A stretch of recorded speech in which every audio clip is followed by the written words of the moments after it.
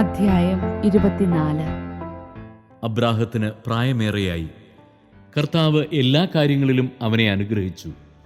അവൻ തൻ്റെ എല്ലാ വസ്തുക്കളുടെയും മേൽനോട്ടക്കാരനും തൻ്റെ ഭവനത്തിലെ ഏറ്റവും പ്രായം കൂടിയവനുമായ വേലക്കാരനെ വിളിച്ചു പറഞ്ഞു, നിന്റെ കൈ എൻ്റെ തുടയുടെ കീഴെ വയ്ക്കുക. ഞാൻ പാർക്കുന്ന ഈ നാട്ടിലെ കാനാന്യരുടെ പെൺമക്കളിൽ നിന്ന് എൻ്റെ മകന് ഭാര്യയെ തിരഞ്ഞെടുക്കയില്ലെന്ന് ആകാശത്തിൻ്റെയും ഭൂമിയുടെയും ദൈവമായ കർത്താവിൻ്റെ നാമത്തിൽ നിന്നെക്കൊണ്ട് ഞാൻ സത്യം ചെയ്യിക്കും. എൻ്റെ നാട്ടിൽ എൻ്റെ ചാർച്ചക്കാരുടെ അടുക്കൽ പോയി അവരിൽ നിന്ന് എൻ്റെ മകൻ ഇസ്ഹാക്കിന് ഭാര്യയെ കണ്ടുപിടിക്കണം. അപ്പോൾ ദാസൻ ചോദിച്ചു, ആ സ്ത്രീക്ക് എന്നോടുകൂടെ ഈ നാട്ടിലേക്ക് പോരാൻ ഇഷ്ടമില്ലെങ്കിലോ? അങ്ങ് വിട്ടുപോകുന്ന നാട്ടിലേക്ക് അങ്ങയുടെ മകനെ ഞാൻ കൊണ്ടുപോകണമോ? അബ്രാഹാം പറഞ്ഞു, എൻ്റെ മകനെ അങ്ങോട്ട് കൊണ്ടുപോകരുത്. എൻ്റെ പിതാവിൻ്റെ വീട്ടിൽ നിന്നും ചാർച്ചക്കാരിൽ നിന്നും എന്നെ പുറത്തു കൊണ്ടുവന്നവനും എന്നോട് സംസാരിച്ചവനും നിന്റെ സന്തതികൾക്ക് ഈ ഭൂമി ഞാൻ തരുമെന്ന് വാഗ്ദാനം ചെയ്തവനുമായ ആകാശത്തിൻ്റെ ദൈവമായ കർത്താവ് തൻ്റെ ദൂതനെ നിനക്ക് മുമ്പേ അയക്കും.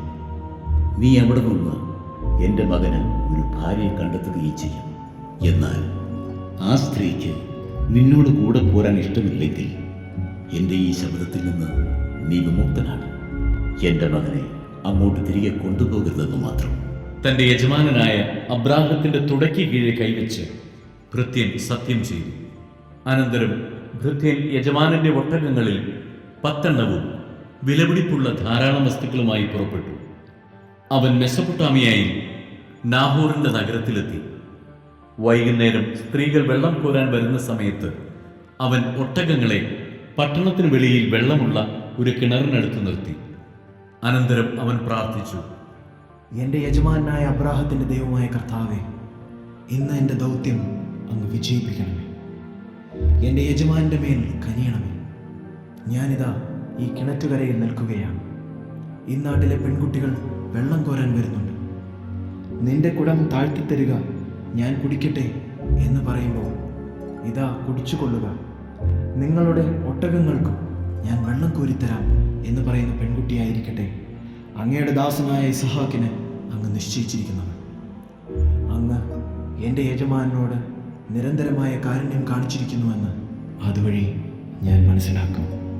അവൻ ഇത് പറഞ്ഞു തീരും മുമ്പ് തോളിൽ കുടവുമായി റബേക്ക വെള്ളം കോരാൻ വന്നു.